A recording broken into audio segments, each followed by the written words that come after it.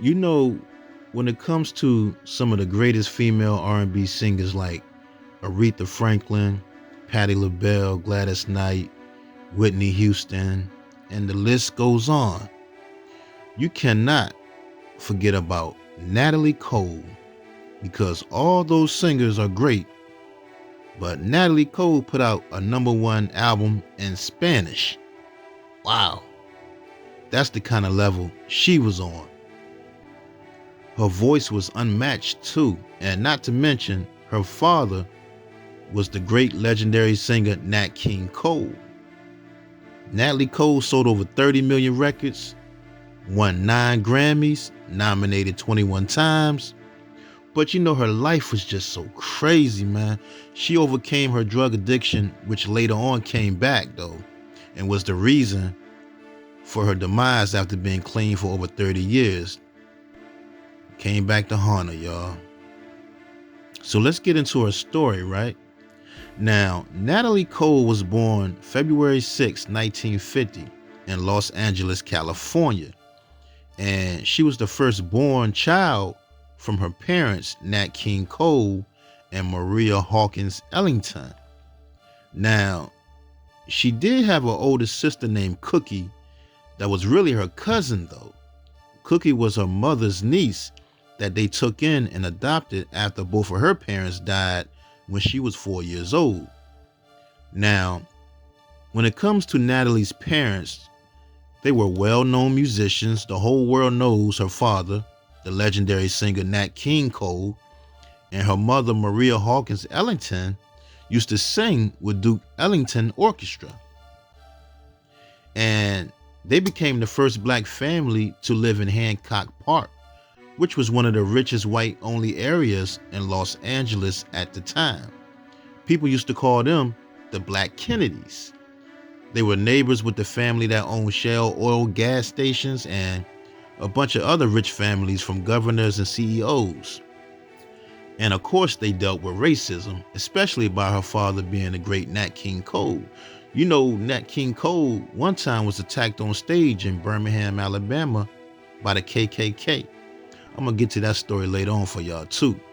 But you know, when they had first moved in that rich white only neighborhood, the people that lived there protested. And they even formed the Hancock Park Property Owners Association and tried to prevent Nat King Cole from buying the house.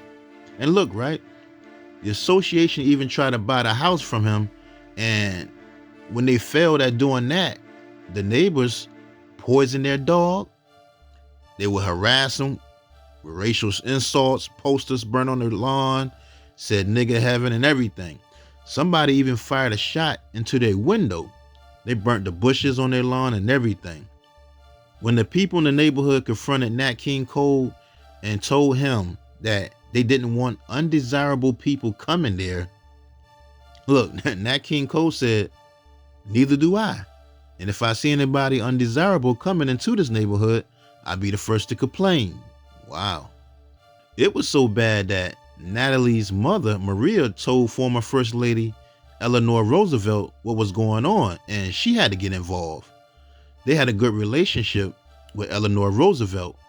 And as the years went by, you know, the neighbors, they calmed down. They became more accepting and once they realized it was the great family, they left them alone. But anyway, so now growing up, some of Natalie's early music influences were Sarah Vaughan, Nancy Wilson, Billie Holiday, and of course, her father, Nat King Cole. She said she also was in love with Elvis Presley too when she was younger. And you know, a lot of famous people were good friends with her father, Nat King Cole. And they used to visit her house all the time, like Frank Sinatra, Ella Fitzgerald, Pearl Bailey, Louis Armstrong, Lena Horne, Sammy Davis Jr., and many more. And you know, as she got into her teens though, she became a big fan of Aretha Franklin and Janis Joplin. Now, believe it or not, Natalie never wanted to be a singer. She had dreams of being a flight stewardess and a doctor, but she never wanted to be a singer. But she did sing on a couple gigs with her father, Nat King Cole. She said she only did that just to get his attention and hang out with him because he was always gone and on the road so much. She also took lessons playing some instruments. She liked the piano, but she never was that good at it. Now, in 1959, her parents adopted a 6-month-old infant boy named Nat Kelly. Well, they named him Nat Kelly because Nat King Cole always wanted a son. In 1961, her twin sisters, Timberland and Casey, were born. Now, by the time Natalie hit high school in 1964, her parents had enrolled her in Northfield School for Girls, which was a boarding school in Northfield, Massachusetts. And her father, Nat King Cole, took her there to help her get settled in. They took her way down to Massachusetts to go to high school. Wow. And, but see, her mother wanted her to go to that prep school though, because a lot of her family graduated from there. It was a family tradition. Her mother and her side of the family are from Massachusetts. And, they were well-educated people that really didn't want Natalie interacting with a lot of black people. Wow. Natalie's grandmother, which is her mother's Maria mother, they even felt that Nat King Cole was too black for her. Natalie said her grandmother didn't want her mother to get involved with anyone with too many black characteristics because then your child would look funny. Wow. That's crazy. But after that, her father dropped her off. Nat King Cole dropped her off at boarding school. She said that was the last time she saw her father, Nat King Cole, relaxed and happy when he dropped her off at that school, because when she returned home for Christmas, Nat King Cole had lost so much weight that he looked like a skeleton. She said he looked like a skeleton. She said his hair had turned white and was just about all gone. His skin was dark gray and papery because he had lung cancer from being a long-time heavy smoker. The crazy part is nobody even mentioned to her that he was sick and had cancer. Can you imagine the last time you saw your father, he was healthy, and then months later you could hardly recognize him? Wow, that had to be a shock right there. That's crazy. And on February 15th, 1965, Nat King Cole died from lung cancer. He was only 45 years old, y'all. Rest in peace to Nat King Cole. I'm going to try to get to his story this year for y'all too. Now, after her father, Nat King Cole, died, Natalie started to act out, and she started to get in a lot of trouble when she went back to school in Massachusetts. She ended up getting caught shoplifting, even though she had money, and that's when her mother brought her back to Los Angeles to go to school. And when she came back to Los Angeles, that was around the time she first tried marijuana.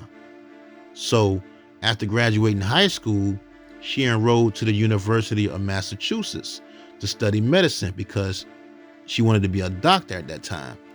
But it was there at UMass where she ended up joining the Black Panthers group and got more in tune with her blackness, because she grew up with money and around a lot of white people. But like I said earlier, when she was younger and used to try to talk and be friendly to the black people that worked for her parents in the house, Natalie said her mother would be appalled because she wanted them to interact with a different society outside the house. When she started rocking that afro, her mother didn't like that at all. But it was at University of Massachusetts, which didn't have that many black kids there anyway, maybe 200. But she started to hang out with more black people.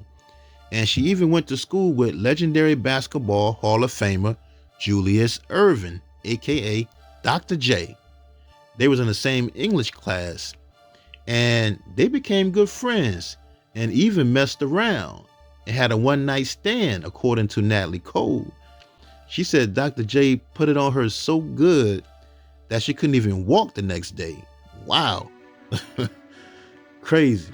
Now, she also met Bill Cosby for the first time at her school too, because he was the MC for the Carnival Queen competition that she had won second place in. But one of the most important things she did around that time at UMass was she started taking singing serious. She started taking a little singing thing serious. Now, how the whole singing thing came about, it was one of her friends had a group and he ended up getting strep throat. And he had asked her to fill in for him because around that time she was singing, but she wasn't serious about it like that. But her friend knew she had a nice voice and he asked her for a favor. Could she fill in? So she did it and she ended up rehearsing with his band and she started singing the song Proud Mary by Ike and Tina Turner. And people just started gathering around and going crazy. And that's when she knew that she really could sing. Then she transferred to USC College. And when she got there to that college, she did end up meeting O.J. Simpson and they became good friends. Then she transferred back to the University of Massachusetts and started singing at local bars to make some extra cash. She had put a band together and everything called Black Magic, and they became popular singing all at the local bars.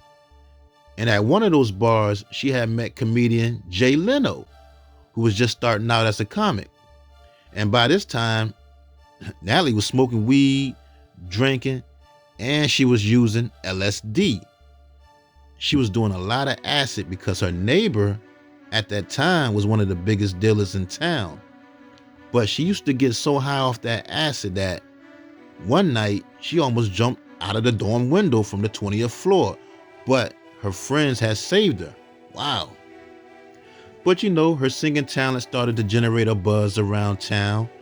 And that's when a music agent named Dick Booth reached out to her and started getting her a lot of shows. And once she told her mom that she wanted to pursue a singing career, she kind of thought her mom would be mad about that, but actually, she wasn't.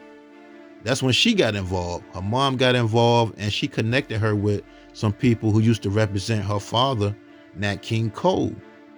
And she continued singing in different cities, but now her name started to ring bells and get popular due to the fact of being the daughter of Nat King Cole. But then she got hooked on that heroin. It was her boyfriend at the time. He was the one that introduced her to that heroin and got her to start shooting it up, which they called skin popping at the time. And she was snorting it too. She was so addicted at the time that she OD'd a couple times and almost died. Wow. And that's when she quit heroin. She had quit that heroin. She did a cold turkey and ended up moving to Harlem, New York, and got back to focusing on her music career. And by this time, she would perform and do a bunch of her idol songs, which was Aretha Franklin. And, she would do Aretha songs so much that her manager at the time told her to stop doing Aretha Franklin because you sound too much like her. But, by her being in Harlem, New York, she got hooked back on that heroin. Then she met a pimp and started working for him, but that didn't last long. Natalie said she had met a pimp named Ronnie, and he had hired her as the come on girl to get men to have sex with the other girl Ronnie was pimping. After that, she got the opportunity to do a show with R&B singer Jerry Butler, and afterwards he invited her to work with his songwriters and producers named Chuck Jackson, who was the stepbrother of Reverend Jesse Jackson, and another guy named Marvin Yancey. Chuck Jackson and Marvin Yancey had did some work with the R&B group called the Independents, if y'all remember that R&B group. But once they heard Natalie sing, automatically they wanted to work with her because she sounded like Aretha Franklin. And that's when they started working on her demo. And the crazy part is, nobody wanted to sign her. A lot of labels turned her down.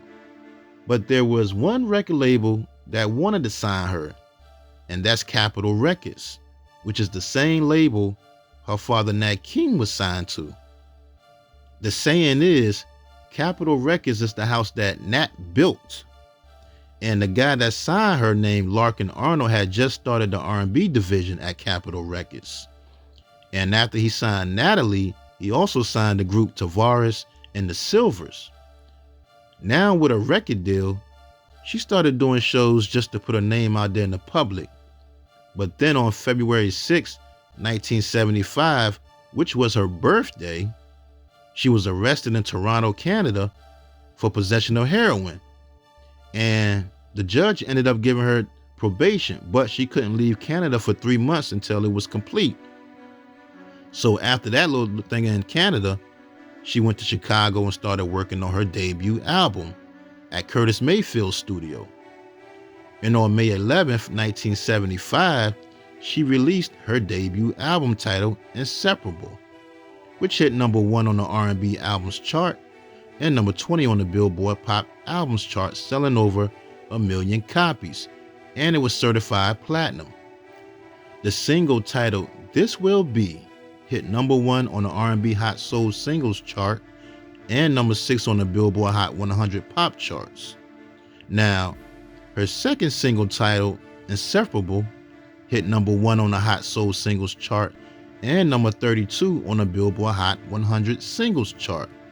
Plus, she won 2 Grammy Awards, including Best New Artist and Best Female R&B Vocal Performance, where she broke the winning streak set by Aretha Franklin, who had won the award 8 times in a row.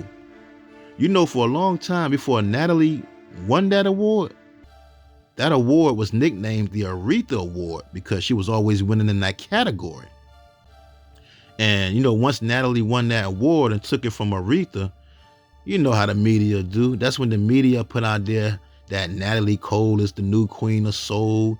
And, you know, Aretha Franklin was not having that.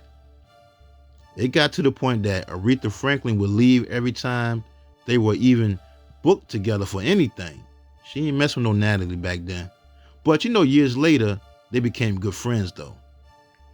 Now, once Natalie hit the road and went on tour, she said, you know, she dealt with some racism. Like one time in Alabama, they refused her and her entourage to eat at a restaurant. But another time she was down south and the KKK pulled up to her and told her she better not be staring up no stuff down there like her father Nat King Cole did. But, you know, once she became successful off that debut album and the money was rolling in, that's when she relapsed on heroin again, after she had got the news that one of her friends had died. But I can say this, that was the last time she did heroin. That was the last time she did that drug. After that, it was time to start working on the next album. And on April 9th, 1976, she released her second album titled Natalie, which hit #3 on the R&B charts and went certified gold. The single titled Sophisticated Lady hit #1 on the Billboard's Hot R&B Singles chart and #25 on the Billboard Hot 100 charts. She also did a cover of Billie Holiday's song called Good Morning Heartache, which was about heroin addiction. Plus, she won a Grammy Award for Best Female R&B Vocal Performance. And, you know, she toured all over the world once that album was released. And around that time, she had became good friends with Chaka Khan and the Pointer Sisters around that time. Now, months later, that same year, on July 31st, 1976, she got married to her producer, Marvin Yancey. And the following year, their son Robbie was born. After that, she went back to the studio to work on her next album. And on February 22nd, 1977, she released her third album titled Unforgettable, which hit #1 on the U.S. Top R&B Albums Billboard charts and #8 on the U.S. Billboard 200 charts. And it went certified platinum. The single titled I Got Love on My Mind hit #1 on the R&B chart and #5 on the U.S. Billboard Hot 100 chart. And it sold over 1 million copies. You know, I always loved that song too, I Got Love on My Mind. Now, another song from that album I remember hearing growing up was the song called I'm Catching Hell. I always thought that was a great song too. Months later, that same year, on November 16th, 1977, she released her fourth album titled Thankful, which went certified platinum. And the single titled Our Love spent 2 weeks at #1 on the Hot Soul Singles chart and hit #10 on the pop charts. Plus, it sold over 1 million copies. That's a beautiful song right there, too. Especially when Natalie was hitting them notes at the end on that song Our Love. Man, classic. You know, Mary J. Blige recorded a cover version of that song for her 1997 album called Share My World. Now, by her dropping those two albums back to back in that same year in 1977, Natalie became the first female artist in history to have two platinum albums out in the same year. Wow. Now that's a big accomplishment right there. Now, on March 19th, 1979, she released her fifth album titled I Love You So, which hit #52 on the Billboard 200 and #11 on the Billboard R&B Albums chart and was certified gold.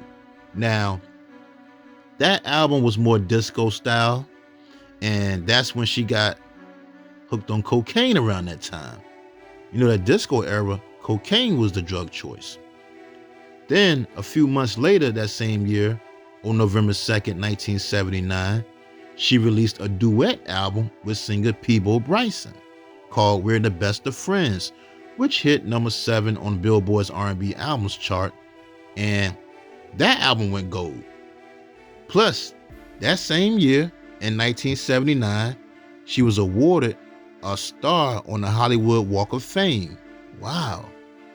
She got that star real early in her career. But the drugs though, man, the drugs just had a grip on her. That cocaine had her going downhill. And she even got her husband hooked on it. And he was the producer, and he was a minister with his own church.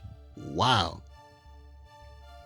Natalie said she used to go to the party at she used to party with Red Fox, legendary comedian Red Fox house. And she said Red Fox would have a big bowl full of cocaine on the table for everybody.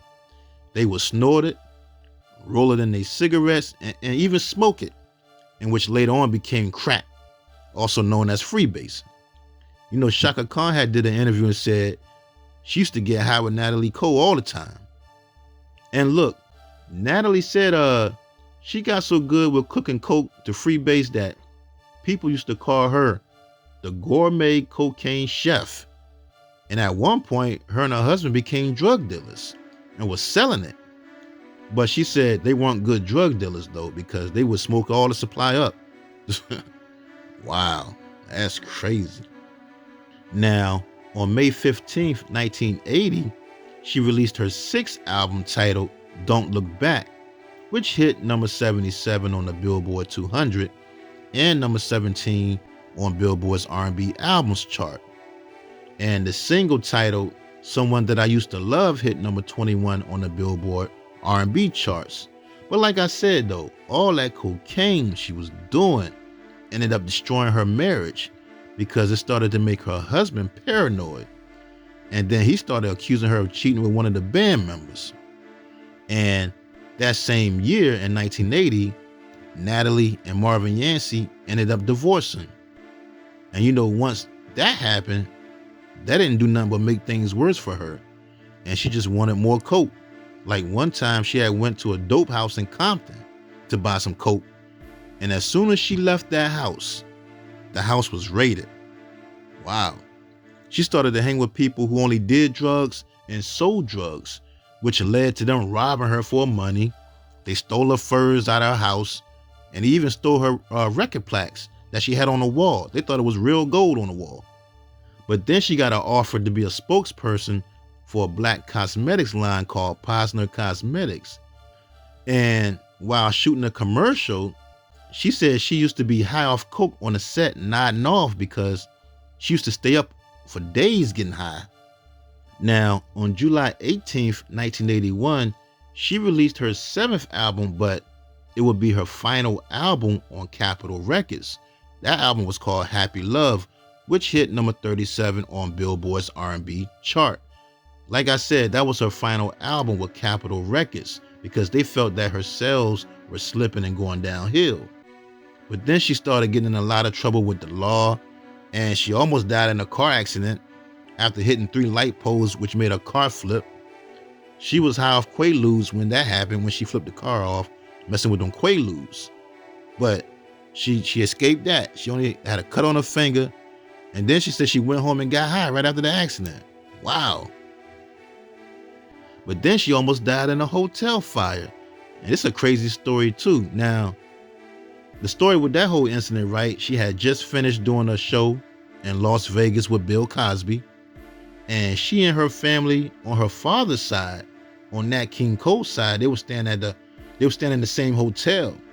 And at the time, she had a bodyguard, which was former NBA veteran Nate Bowman. So a fire had broke out in the 8th floor elevator lobby, and Natalie's room was on the 26th floor. And everybody had got out the hotel. Most of everybody had got out the hotel except Natalie them. They was trapped in there. That's when her bodyguard suggested that they was going to die any second. They should have sex. Wow. Natalie said he started telling her that he's been in love with her since he started working for her, and said that they ought to make love now because it's the last chance they're going to get. And look, this is what Natalie told him. Natalie Cole told him, if we're going to die and it comes down to the choice of sex and getting high, I'd rather get high. And that's when she grabbed her freebase kit, or you can call it crack pipe, whatever you want to call it. And as soon as she put it to her lips, soon as she put that pipe to her lips and was lighting it up, that's when the firemen kicked in the door and rushed them to the roof and transported them by helicopter to the hospital. Wow, that's crazy. Crazy, man. It's crazy. They survived because the fire had killed 8 people and injured about 350 people that day. And the sad part is, a couple of years later, that bodyguard, Nate Bowman, died of cardiac arrest on December 11th, 1984. He was only 41 years old. From that fire, he had suffered lung damage. Wow. And she didn't even want to give him none. And he got lung damage and everything. Now, after that, she ended up signing with Epic Records. And on April 21st, 1983, she released her 9th album titled I'm Ready, which hit number 54 on Billboard's R&B albums chart. That same year, in 1983, she also went to rehab after her son almost drowned. She said her and one of her friends was in the back room getting high, and she forgot her son was in the backyard riding his tricycle. And somehow he ended up falling in the pool, but luckily some of her staff that worked for her saw him and saved him. Her drug problem was so bad, man. It got to the point that her little son, Robbie, would knock on the bathroom door for hours wanting her to come out when she was in there getting high. Wow. And she even used to take him with her when she would go score or buy Coke. And then she would hide it in his diapers. Wow. So, her family and friends begged her to go to rehab. And she did go. But on the first day she got out, she got high again. Wow. When she got out of rehab, she would do interviews live on TV saying how she was clean from drugs. And she was high as a kite, y'all.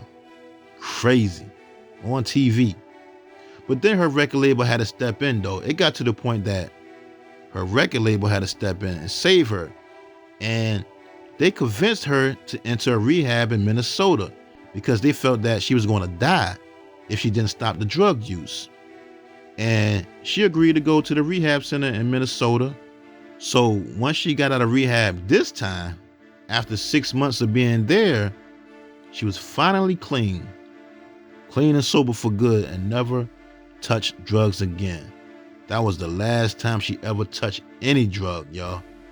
So after that, she started doing a lot of shows to get her money back up. After being away from the spotlight, she had signed to a new label called Modern Records. And on May 15th, 1985, she released her 10th album titled Dangerous, which hit number 48 on Billboard's R&B albums chart.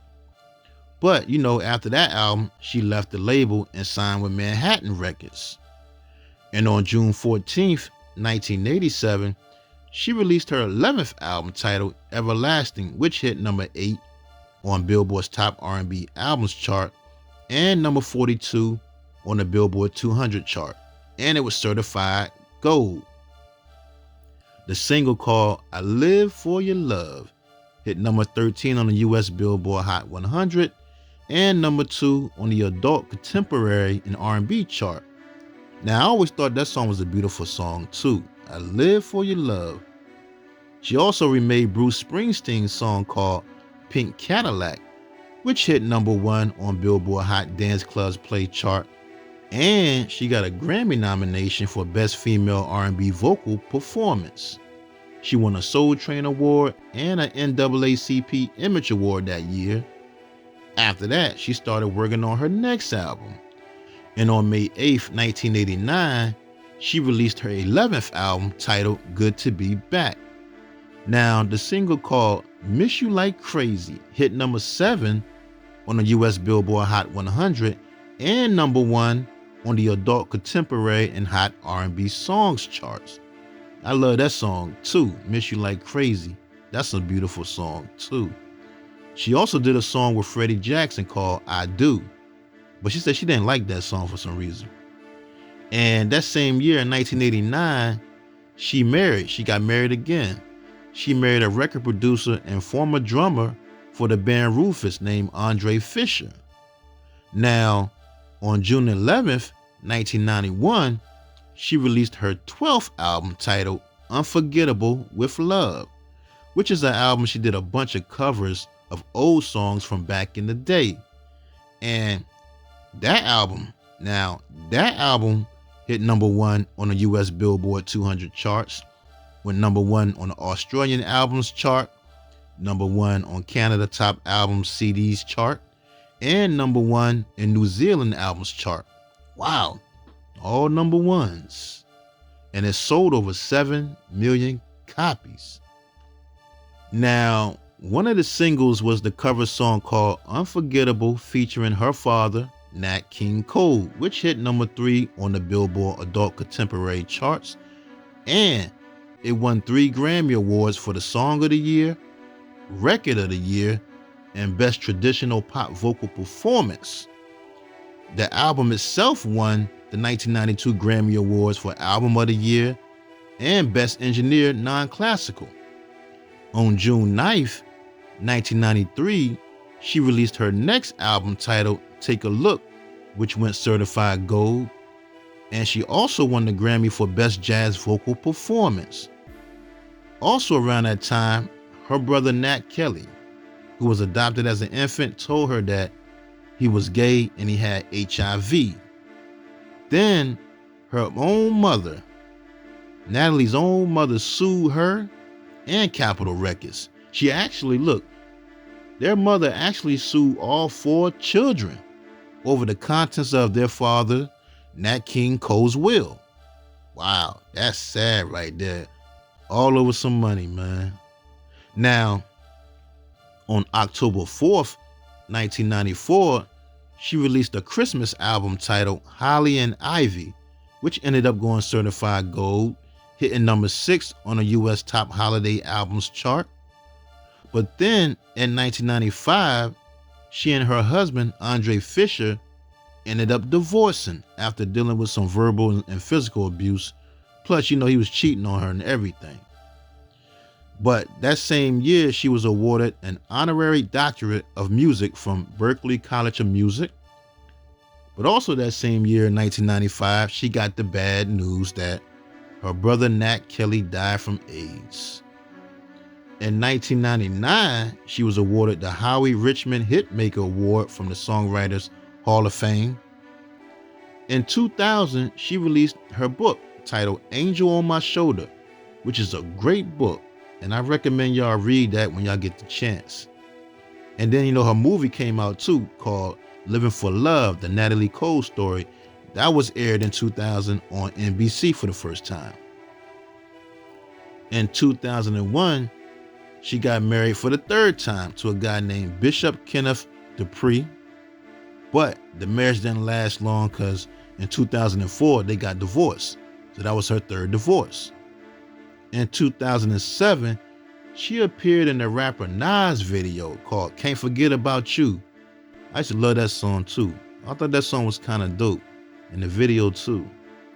On September 9th, 2008, she released the album titled still Unforgettable, which hit #1 on the US Top Jazz Albums Billboard chart, and she won the Grammy Award for the Best Traditional Pop Vocal Album at the 51st Grammy Awards. But right after that, y'all, that same year, in 2008, she announced to the public that she had been diagnosed with hepatitis C and she needed a kidney transplant. Now, how she found out her kidneys was messed up, she said one day while in New York, she was having trouble breathing. So she went to the doctor, and that's when they told her her kidney is operating at 8%, and they needed to put her on dialysis ASAP or she would die. Wow. She was diagnosed with pulmonary arterial hypertension, which is a rare lung disease that causes shortness of the breath, dizziness, and sometimes chest pain. Because if you don't know, the normal life expectancy for a patient with chronic kidney failure is between 3 to 5 years, and donors are in very short supply too. Now, in an interview, she said that the hepatitis C came from her cocaine and heroin use back in the day. Now, at first, she tried to fight it with chemotherapy, but then both her kidneys ended up failing, and she had to do dialysis 3 days a week and was searching for a kidney. But then come to find out, the doctors found that the medication helping her liver was actually destroying her kidneys. And she started to get offers. She did get offers though. She started to get offers from fans to give her their kidneys. And the following year, in 2009, a kidney was donated to her. Now, the donor was a young woman named Jessica from El Salvador who had died while pregnant with her baby. She was 8 months pregnant and had a stroke, but they saved the baby. And Jessica was actually the niece of a nurse named Esther who had once helped and tended to Natalie when she was in the hospital. And they had reached out to Natalie, and it was a miracle that Jessica's kidney was a match. Wow. But while Natalie was going through all that with her kidneys, her sister Cookie ended up dying from lung cancer. And Natalie was already dealing with the loss of her mother who had died a year before from stomach cancer. Now, in 2010, she released another book called Love Brought Me Back, A Journey of Loss and Gain. On June 25th, 2013, she released a Spanish album titled Natalie Cole en Español, which would be her last album. But that album had hit #1 on the Latin charts. But then on December 31st, 2015, New Year's Eve, Natalie Cole died from congestive heart failure. She actually died from idiopathic pulmonary arterial hypertension, which led to her heart failure. And her family had put out the statement that Natalie fought a fierce, courageous battle, dying how she lived with dignity, strength, and honor. The sad part is, 2 years later, on August 14th, 2017, her only child, her son Robbie, died. Robbie passed away, her son. And according to reports, his body was found in his San Fernando Valley apartment when a friend who hadn't heard from him in a few days checked up on him. And his family members say he had never abused drugs and was turning his life around. Autopsy came out later, determined that he died from a heart attack. Wow, he was 39 years old. It's crazy because his father, Natalie's first husband, Marvin Yancey, died of a heart attack in 1985, and he was just 34 years old. Wow, man, crazy. In 2021, Natalie Cole was inducted into the National Rhythm and Blues Hall of Fame. Wow, she will truly be missed. What a voice.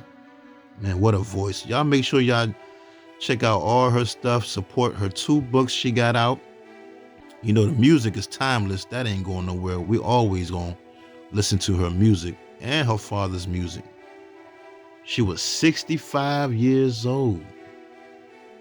Rest in peace, Natalie Cole.